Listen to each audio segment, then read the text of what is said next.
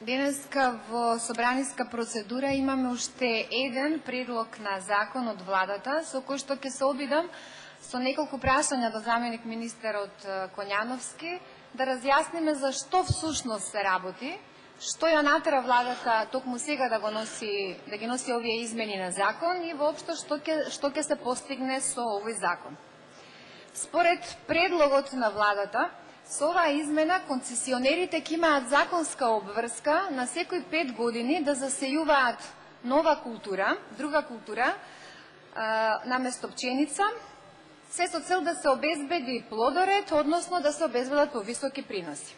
Сега вака стручно кажано, плодоред, повисоки приноси, звучи стручно и е во ред, но јас сакам да го популаризирам се со цел да разбереме за што всушност се работи. Плодоредот е агротехничка мерка која што се применува кај пченицата, бидејќи после втората година, кога се засејува на иста површина, едноставно не може да даде повисоки приноси, бидејќи се трошат хранливите материи, микроелементите, се јавуваат плевели, се јавуваат инсекти и третата година веќе приносот е значително намален. Ова не мора да сте агроном, ова го знае нели науката, но земјоделците го знаат од пракса.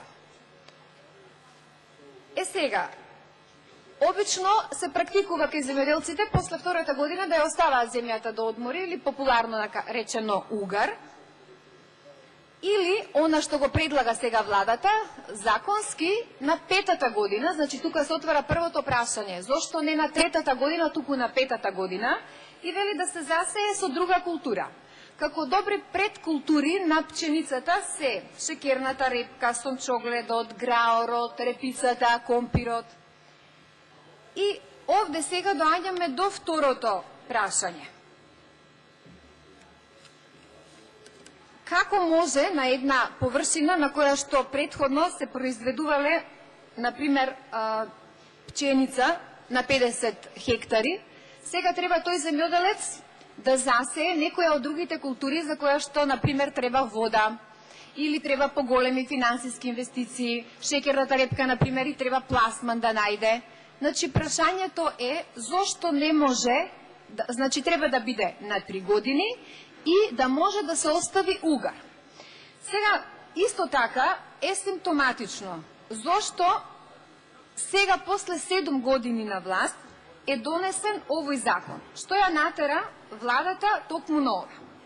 Јас сега се прашувам, дали 5 години поред исти земјоделци, концесионери, пријавувале исти површини под пченица и на тој начин користеле по 150 евра од хектар за пченица и 50 евра за семенска пченица и при тоа, рачунајте веќе третата година, тие немале никакво производство. Значи, прашањето е дали имало злоупотреби на субвенциите на овој начин и тоа ги натерало владата да ја воведе оваа мерка.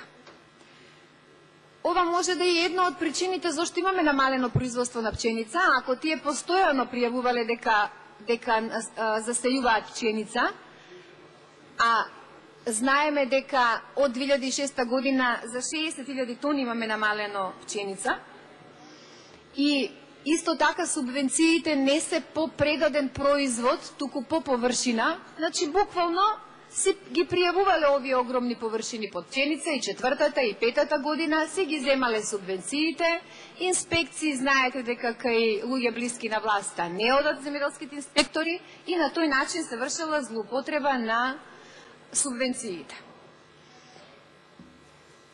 Друго прашање е дека можно е сега да се отвара уште еден начин на корупција на субвенциите.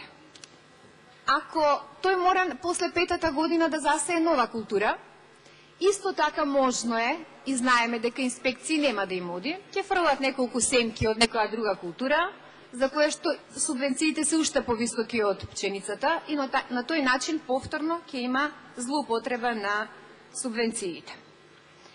Јас на Комисијата за земјоделство не дебатирав по оваа точка, бидејќи ги немав доволно информациите, сакав да се консултирам и овие сите сомневања да ги споделам со земјоделците и со агробизнисмените и се тоа што ви го кажувам е и нивно мислење. И од тука ќе поднесам 2 амандмани, значи прво да биде оваа законска обврска 3-та година и да може, освен за сејување, да се остава за угар, за кое што исто така има субвенции по 3500 денари од хектар.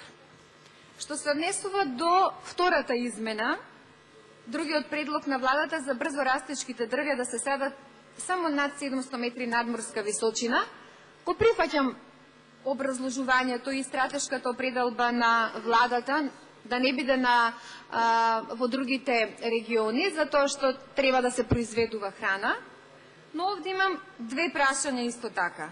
Секоја година ни остануваат необработени 200.000 хектари. Тоа значи дека со добра стратегија, или ако оваа влада има стратегија, ќе има, значи, и за производство на храна и за овие брзо растечки дрвја.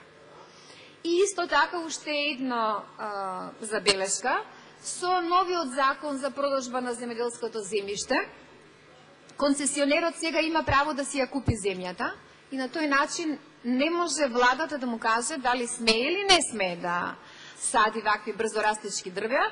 Од тука сакам уште еднаш да ја потенцирам погубната политика на оваа власт во делот на продажбата на земјоделската земја и на тој начин исклучување од секаква можност за стратешки планирања, за подолгорочни стратешки планирања. Еве, ова се моите размислувања и прашања до заменик министерот за земјоделство. Се надевам дека ќе добијам одговор. Благодарам.